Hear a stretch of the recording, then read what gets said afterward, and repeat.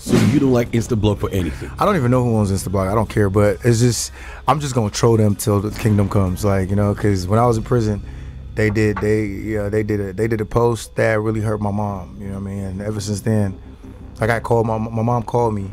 Well, I called her because I'm in prison, and then she was just crying on the phone like Instablog.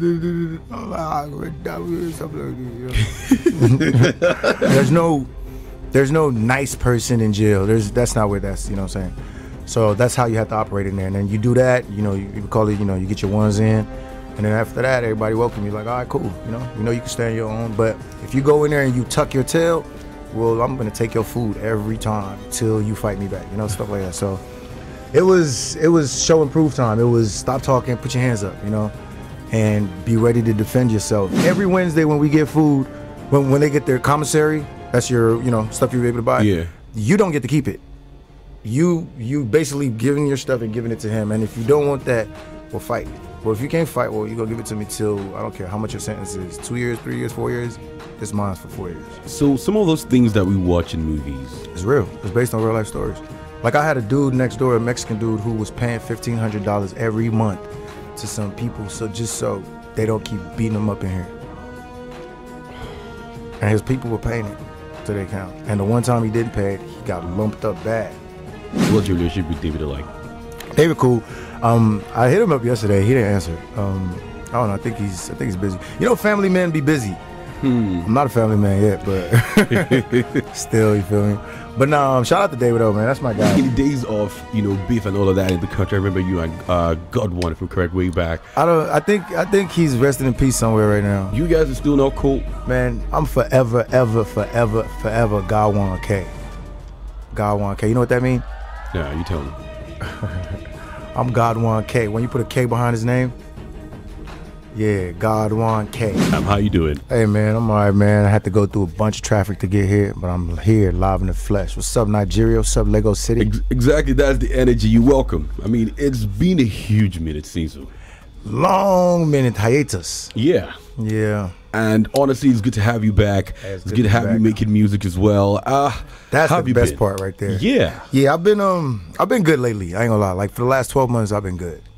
You know, I mean, within those 12 months, I've been having my, you know, ups and downs, but it's definitely been a better last 12 months than it has been prior. Okay, you know, life be lifing, you know. Your life has been crazy everywhere, but how would you describe how you feel, how you've been feeling before the last 12 months? Before the last 12 months, I felt down. I was depressed. I didn't know where I was going. I didn't know what direction I was headed with my life. I didn't even want to do music no more at that point. I wasn't even doing music at that point. You know, I was just running around, getting in trouble, just basically not living up to my expectations, you know. And then I just looked in the mirror one day like, bro, what are you doing? And that was just the beginning of where I'm at right now. And that was almost about 12 months ago. Okay, good. We get to talk about a brand new project, right? The Afrobeat in a very short beat. But I mean, there is a question on the lips of so many right now, and that would be, when you go back, there were stories that you were signed to 30BG. Is that true? I was never signed to 30BG. I was affiliated with them, still affiliated with them, and so I'm gonna just summarize that situation. Got out of prison. Hey, David threw me alley-oop like, hey bro, let's get you back on track. You know what I'm saying? You can rock with DMW, you know, with 30BG, you know, type shit. And it was like, all right, bet, you know. So he had a show out in somewhere in the DMV, and then he brought me out on stage. We did Carolina, so that was like the first of it. Came to Nigeria, and then went back for the tour. We was actually on the tour, on a Good Time tour, I think. That was the album, and we did like four stops, and then COVID happened. And for me, that was just the shutdown. I was just like, bro, what the hell? Like, you know, I'm done, you know. So I just kind of.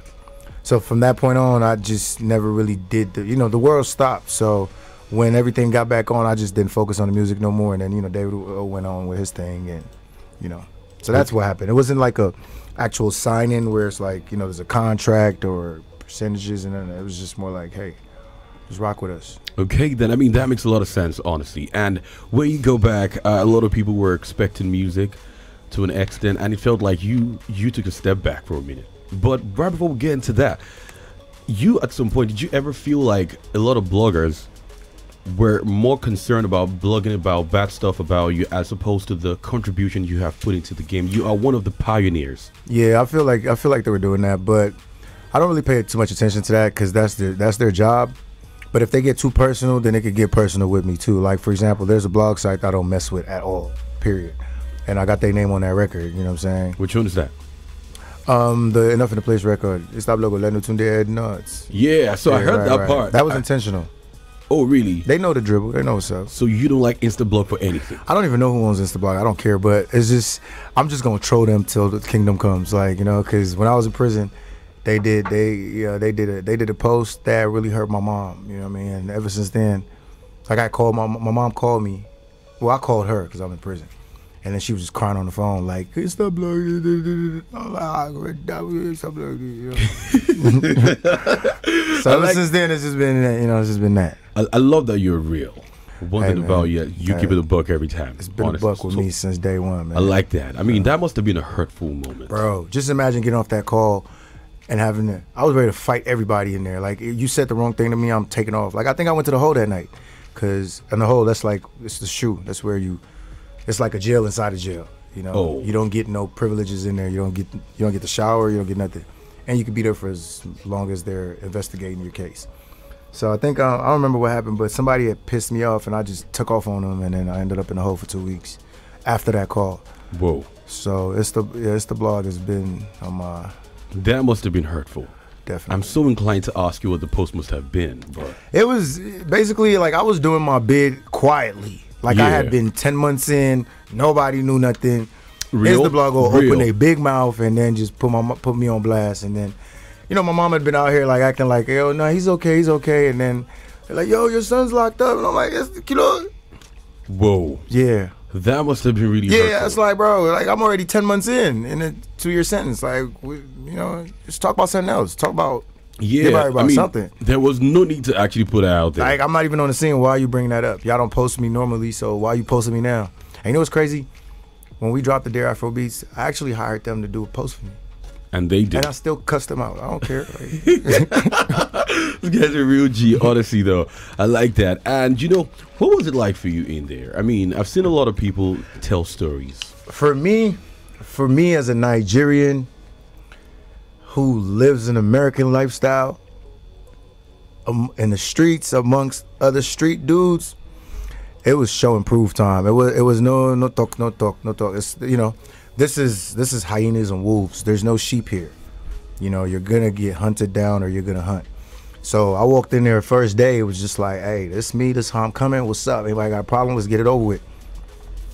Boom, boom, boom, boom, boom. It's animal mentality, but it's animals in jail. You know what I'm saying? There's no nice person in jail. That's not where that's, you know what I'm saying? So that's how you have to operate in there. And then you do that, you call it, you get your ones in.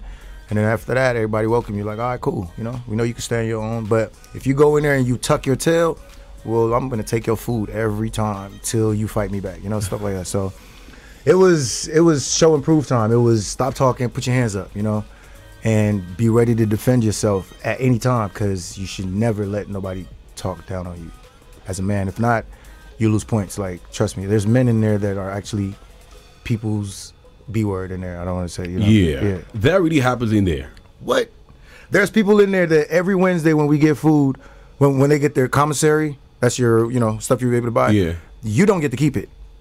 You basically giving your stuff and giving it to him. And if you don't want that, we'll fight. Well, if you can't fight, well, you gonna give it to me till, I don't care how much your sentence is, 2 years, 3 years, 4 years.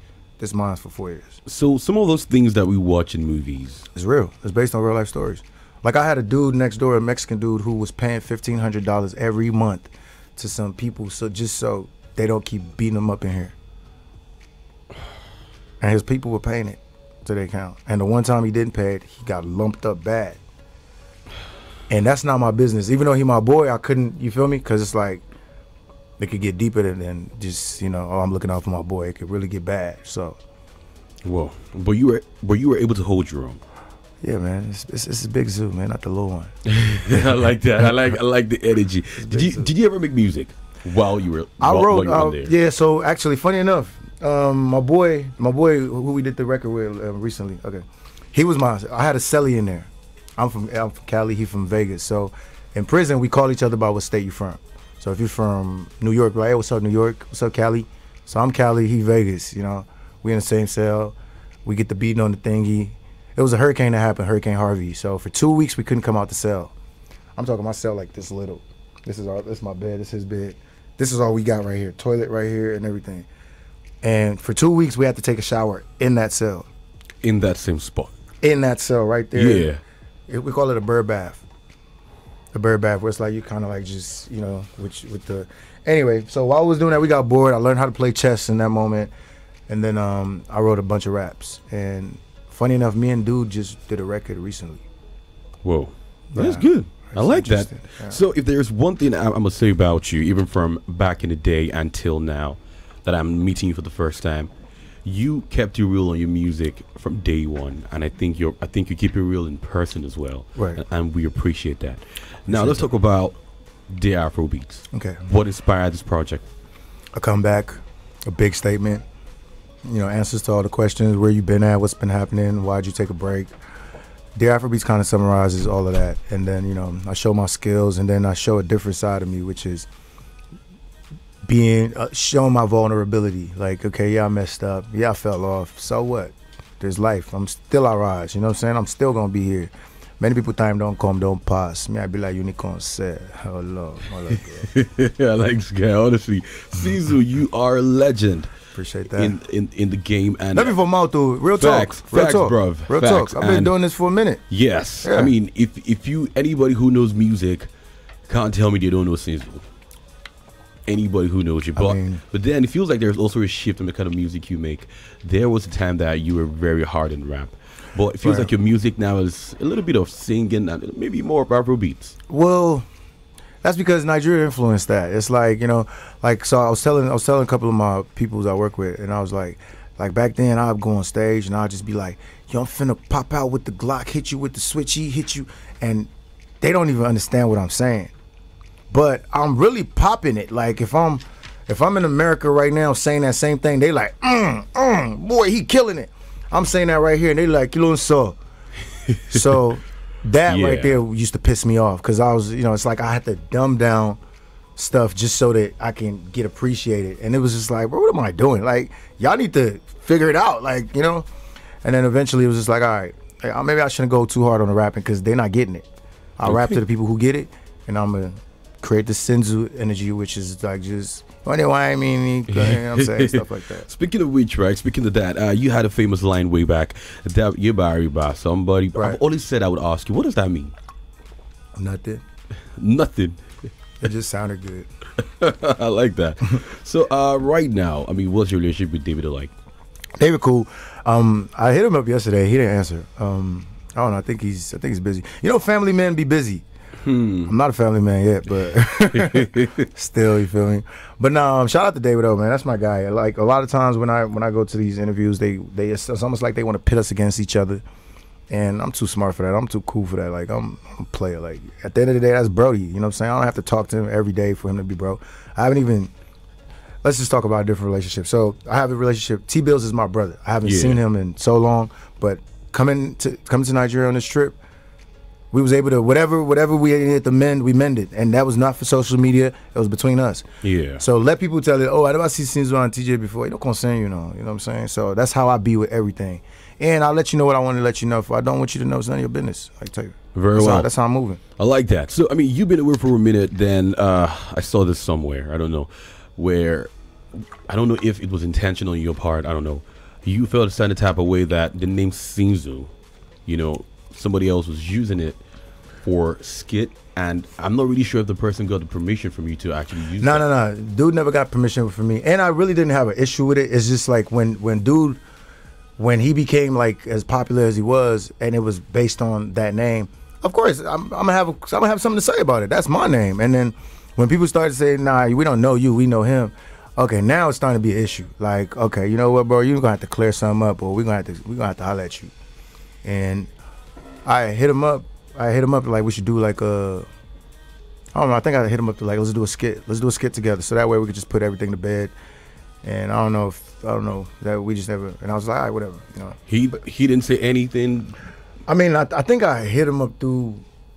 I might have hit him up through Twitter, or I hit him up through. I had somebody go to his people, but either way, it never went down. And At the end of the day, that's my name. My name is my name. Ain't nobody gonna argue that with me. And you know, if you want to argue that with me, we could go the legal route. It's not that serious yet, but if it gets serious, like we could go legal. You know, Okay. Sinzu's trademarked. You know what I'm saying? It is what it is. So. All right. So speaking of which, right, you're Sinzu. I'm Well, Sinzu. Sinzu yeah. is Sinzu. Like, Yeah, you get me, right? From way back, a lot of OGs from way back would know your Suskin. But I Right. mean, that has changed. Right. Why did you decide to leave that to one side? And because I realized like I had to like make different type of music that didn't represent Sauce Kid. Sauce Kid was like more aggressive on the rap, you know, gangbanger, yeah. West Side Inglewood, West Side Africa, African ambassador rap music, and Sinzu was just more Joe. Why? You know what I'm saying? Yeah, I like that. So what does the future hold for you now? What's next for you? I'm about to keep banging out music. I'm about to. So you know how people say like, oh, you know, I was instrumental in David's career, stuff like that. Okay, Yeah. I feel like there's new breed. I feel like the music has changed now, and there's new youngins that just probably need a push or a little. You know what I'm saying? Like they just need a little validation. Like if I could co-sign him, and I know he's dope, and I co-sign him, and he just runs. Well, if he becomes a legend, he's gonna remember like, hey, there was a cosign, you know? So I'm focusing on that. I'm also focusing on rapping my butt off. Okay. Like I'm talking rap. If you don't understand what I'm saying, that's your business. Like, you feel me? So, but we're gonna keep that on the mixtapes. Okay. The albums, if I do any more or, you know, singles will be like more radio user friendly, you know. But that rap, that mixtape is where I show these other rappers, because they know they're daddy. That's why I show them like, you hear me, right? You know what? You know, because as rappers, we know each other. It's like you hear a rapper and you like, I'm like, ooh, that boy tough. And then you hear something like, yeah, he ain't it. But I want them to listen and be like, yeah, we can't come close to this. So here's the thing, be honest. Do you think rap in the world of today, as of 2024, has been watered down in Nigeria? I don't listen to Nigerian rap. I haven't been here. Great. I know some of the rappers. I know Paper Coleon. You know, I know some. You know, I know my guy Ghetto P. But then there's some other names that rap. Like, you know, I catch it if a song is like a popular song or it plays on, you know, YouTube or something. I catch it, but I'm not necessarily tuning into nobody's music because, shit, I wasn't even tuning into mine. I wasn't even doing music, so I'll be damned if I know what you. Trust me. I focus. I pay attention to me only. Okay. You know All right. Now, I mean, sometimes, I mean, you are someone who put a lot of people on back in the day, and I know you still put a lot of people on right now, even though your project, you feel me? Now that you're back in the game, do you feel like a lot of people that you might have put on, now this has got nothing to do with David or anybody in particular, don't get me wrong, I'm only saying that, do you feel like the game has been fair to you back in general? If you look at the impact you've made from way back till now. No, of course not. If you're talking about as far as the impact and it being fair to me, no. But I'm here to collect my dues though, this time around. Like I'm not being apologetic about nothing. I'm not stepping on no toes, but then again, I'm not giving nobody no space either. It's like if you walk in my path, I'm gonna have to either run you over or you're gonna have to move around. Either way, I'm here and I'm doing me. I'm not calling nobody. I'm not picking up nobody's calls. I'm doing me until I get this, you know what I'm saying? And anybody that can't respect that needs to just move out the way, because I'm very confident in what I do and I'm going to do it. And if I have to talk about you on the record, you're not going to like it. you know, talking about that, I remember that in the days of, you know, beef and all of that in the country, I remember you and God One, if I'm correct, way back. I think he's resting in peace somewhere right now. Oh. Yeah, we don't talk about him. Yeah, he's trash. He's a goofy. He's a goofball. Oh, you guys are still not cool? Man, I'm forever, ever, forever, forever God 1K. God 1K. You know what that means? Yeah, you tell me. I'm God 1K. When you put a K behind his name, yeah, God 1K. Like, yeah, I get it now. Exactly, yeah. Yeah, I get it now. We don't promote violence on TV or radio. You know what I'm talking about? You know? Yeah, I get it now. Yeah. That was hard. So, yeah, I'm God 1K forever. I'm going to tell you what, that was hard. Yeah, I'm God 1K forever. I feel you, man. I don't care how he feel about it, or his daddy or his mama. Hey, you know what he did. Ain't no coming back from that. I feel you, man. Facts. All right, bro. Well, I think our time is far spent. But if I'm going to tell you this, what did you miss the most while you were away? I missed being on stage. I missed that. See, so look, I be doing some random dances, right? Like all this little best said, little pop lock, and I could do everything, but I can't just stand around and start doing it, right? Yeah. So that stage is like it's like I just do it. It just flows. It's like anything I do just works. I love it. And I see them, wow, it's like, it's different, you know? It's like I'm in my element. I miss that. And for the past couple days, I've appreciated that because it's like, I still got it. We're going to definitely have you back. Appreciate you. It's good to have you back, Caesar. Appreciate you. I'm going to tell you, I'm a big fan. Yes, sir. I'm a major fan, honestly. And Yes, sir. it's good to have you back. The Afrobeats is banging everywhere. Yes, sir. And everybody, I need you to go listen to the project. Please, it's such an go amazing stream it one. on all platforms, man. Hey, turn me up. Turn my numbers up, man. Exactly. Without wasting time, here's Team Tomato, right? Ooh, that's my joint. Exactly. Off the Afrobeats album. Caesar's back, and we love him. City 1051. Sing.